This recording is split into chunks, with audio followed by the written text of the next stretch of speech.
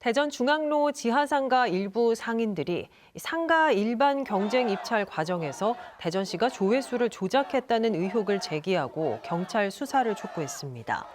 중앙로 지하상가 입찰 피해 비대위는 입찰에서 상가마다 균일하게 비정상적으로 높은 조회수가 나와 낙찰가가 높아졌다며 이같이 주장했습니다. 대전시 관계자는 온라인 입찰 시스템 특성상 조회수 부풀리기는 원천적으로 불가능하다며 근거 없는 주장이라고 일축했습니다. 대전 참여자치시민연대가 행정통합에 대비한 지방의회 구성과 선출 기준 마련을 촉구했습니다. 대전 참여연대는 통합 논의가 단체장 권한과 특례에만 집중돼 있고 지방의회 구성과 권한, 선출 기준에 대한 논의는 전무하다며 이대로 선거가 진행되면 혼란과 갈등이 불가피하다고 지적했습니다. 앞서 대전 지역 시민단체는 행정통합 시 광역의원 비례대표를 30%로 확대하고 기초의회는 완전 비례대표제로 선출하는 등의 요구안을 발표했습니다. 대전 여성단체연합이 안희정 전 충청남도지사가 박정현 부여군수 출판기념회에 참석한 것을 두고 공적 정치적 활동을 중단하라고 촉구했습니다.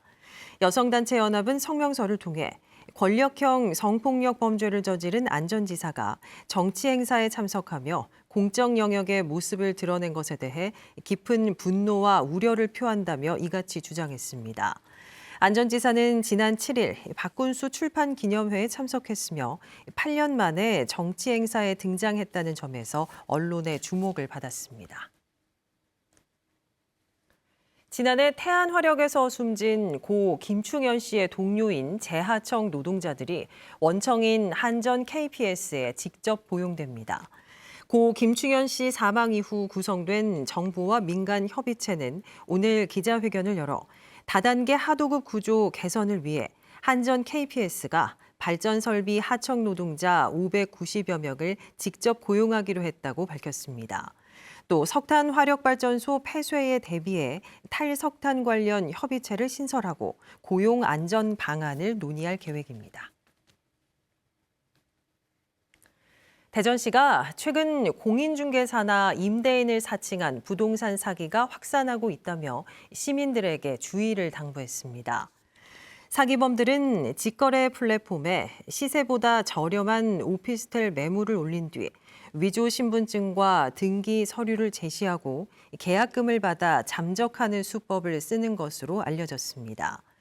대전시는 계약 전 공인중개사 등록 여부와 등기사항 증명서를 직접 확인하고 의심되면 즉시 경찰에 신고해달라고 강조했습니다.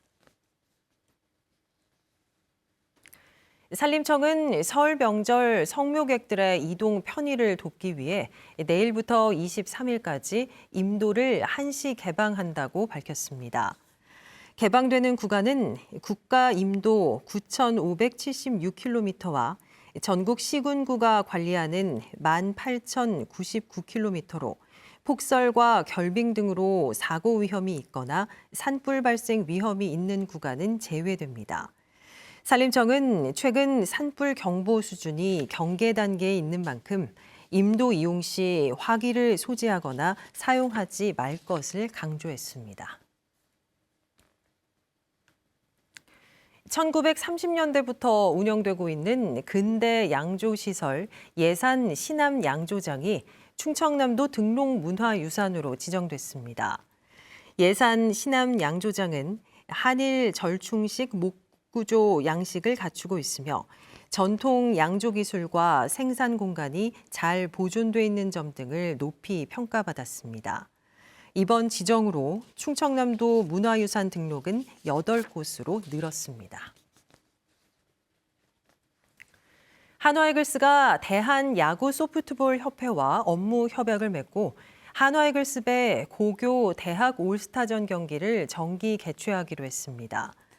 고교 대학 올스타전은 참가 선수 133명 중 107명이 프로에 진출해 프로야구 등용문이라는 평가를 받고 있으며 특히 대학 올스타 선수들의 프로야구 육성 선수 입단 사례가 늘어나 아마추어 야구 활성화에 큰 도움이 된다는 평가를 받고 있습니다. 서산시는 수석동과 음암면 도당리, 해미면 홍천리 일대가 전투기 소음 피해 보상 대상에 추가로 포함됐다고 밝혔습니다. 충청 유니버시아드 대회 조직위원회는 오늘 대회 공식 표어로 끝없는 도전, 위대한 변화를 뜻하는 메가 챌린지, 메가 체인지를 선정했습니다. 대회 조직위는 매우 크다는 뜻의 영문 접두사인 메가를 사용해 도전과 변화를 이끌어내겠다는 의지를 상징적으로 표현했다고 밝혔습니다. 공식 표어는 전국민 선호도 조사를 통해 확정됐으며 대회 현수막과 홍보물 등에 사용됩니다. 한국표준과학연구원이 별도의 가열 장치 없이 LED 빛만으로 여러 종류의 유해가스를 정밀 식별할 수 있는 차세대 가스 센서 기술을 개발했습니다. 연구진은 인듐 옥사이드 등을 결합한 이중 접합 나노 구조를 통해 광에너지 효율을 극대화하는 방식으로 기존 LED 방식보다 감도가 56배 향상된 세계 최고 수준의 검출 능력을 확보했다고 밝혔습니다. 이 기술은 습도가 높은 환경에서도 300일 이상 성능이 유지돼 내구성이 우수한 것으로 평가받고 있습니다. 안경자 국민의힘 대전시 의원이 대전시 의회에서 삭발식을 하고 대전 충남 행정통합의 중단을 촉구했습니다. 앞서 국민의힘 주도로 통과된 주민투표 시행 촉구 결의안에 반대한 안 의원은 지방선거를 앞두고 통합 논의가 과열되면서 합리적 대안을 모색할 기회를 잃고 있다며 대통령이 나서 통합 논의를 중단하고 국민 합의 과정을 거쳐야 한다고 강조했습니다. 대전과 충남, 대구, 경북, 광주, 전남 행정통합을 위한 특별법안이 국회 상임위를 통과했습니다.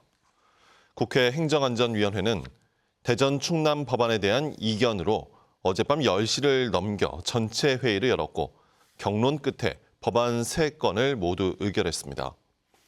회의에서 국민의힘은 대전, 충남 법안에 10년간 예비타당성 조사 면제 등을 포함해야 한다고 주장했지만 민주당은 추후 보완하자며 법안을 통과시켰습니다.